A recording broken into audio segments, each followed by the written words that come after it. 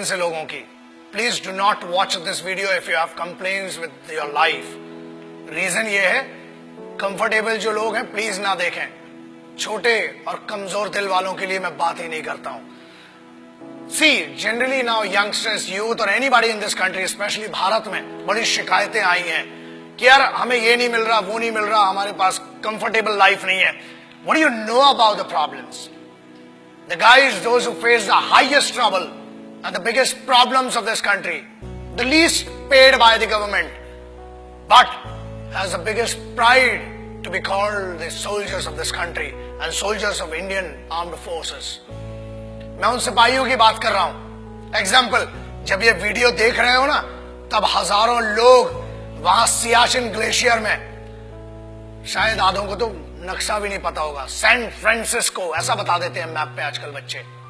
You can not live without the chatting और WhatsApp और Facebook messaging और texting for half an hour और 1 our. मैं उन सिपाहियों की बात कर रहा हूं जो ग्लेशियर में रहते हैं।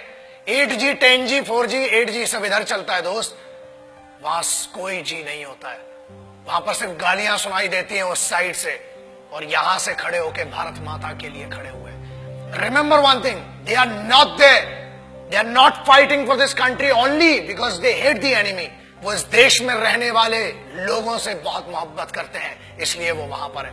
They are not there for the payment which is given to them. They are not there for the privileges which are not given to them. Privileges are given to you. The facilities are given to you. फिर भी इतनी complains, अरे पानी गिर गया, हम college नहीं जा पाएंगे, ये हो गया। बहुत कंप्लेन्स है माँ बाप से इन बच्चों को। Remember that.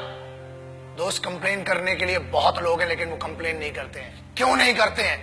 Because they are fighting for this land, they are fighting for this country, they are fighting for that emotion of freedom, they are fighting for that emotion which belongs to you, which doesn't belong to them. वो एक sense of responsibility, sense of security आपको देने के लिए वो रात भर खून में खड़े हुए हैं। आप बात करते हो -50 जनरल टेम्परेचर है सियाचिन ग्लेशियर का, -50 जनरल। जब आप ये वीडियो देख रहे हैं, हजारों सिपाही आज भी अपने खून को सुखाकर वहां पर लड़ रहे हैं। They cock up their rifles, they write their last letters to their families, और उसके बाद एक दूसरे की नजरों में इसलिए देखते हैं कि मेरे यार ये नहीं पता कि कल मैं तेरे साथ बैठकर खाना खा पाऊंगा कि नहीं।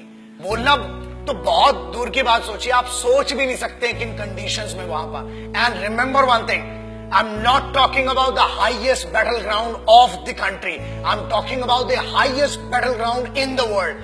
This is the only place which is called the highest battleground in the world, and it is written in the history of the world wars. It is written in the history of warfares. जहां लोग श्वास नहीं ले सकते ना, लोग कहते हैं कि हमने 50 या 500 मीटर की दूरी पर या ऊंचाई पर लड़ा है। ये हजारों मीटर की ऊंचाई पर है, जहां सांस नहीं आती है, दिखाई नहीं देता है। वहां पर भी वो सिर्फ जज्बा है जो जिंदा रखता है लड़ने के लिए और इस देश की रिस्पेक्ट के लिए।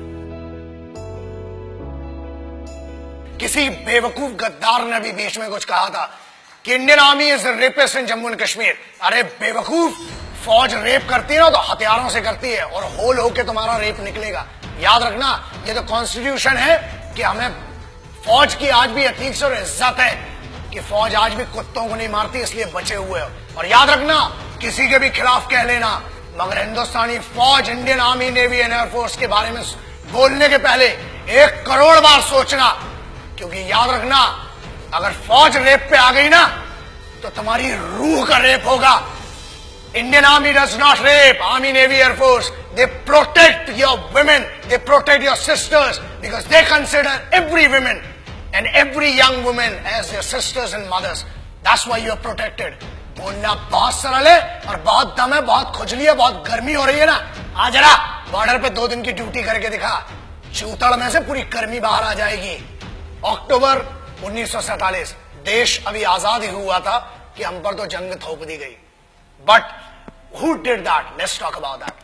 I'm talking about first unit of Sikhs, the first battalion of Sikh, one of the most elite, one of the most respected and decorated regiment of the Indian Army, called the Sikh Regiment. And this is this wonderful story. The guys whom I'm talking about, the finest warriors, the finest Khalsa warriors. वो खालसे थे जिन्हें airlift किया गया था 1947 में, जब लश्कर troops ने attack किया था हमारे ऊपर, and they were the guys which were leaded by a Muslim commanding officer. That makes me feel that pride of being an Indian. एक ऐसी सिखों की पूरी पलटन जिसे एक मुस्लिम कमांडिंग ऑफिसर ने लीड किया, and this has gone in the history of wars. दुनिया में कभी भी इतना खतरनाक ऑपरेशन नहीं हुआ, और उस सिख रेजिमेंट ने they protected the guys. And whom did they protect? The bigger question is that. याद रखिए, फौज कभी ये नहीं पूछती, और ना ही उनने 1947 अक्टूबर में पूछा कि हम हिंदुओं को बचा रहे हैं कि मुसलमानों को, कि सिखों को, कि ईसाइयों को. हम हर उस इंसान को बचा रहे हैं जो भारत में पैदा हुआ है, जो एक हिंदुस्तानी है, जो एक भारतीय है. I am talking about the organisation which in none of the cases can be called corrupt or can be called manipulated organization. The most pious and the most respectful organization of this country, the institution of this country, is called the Indian Armed Forces.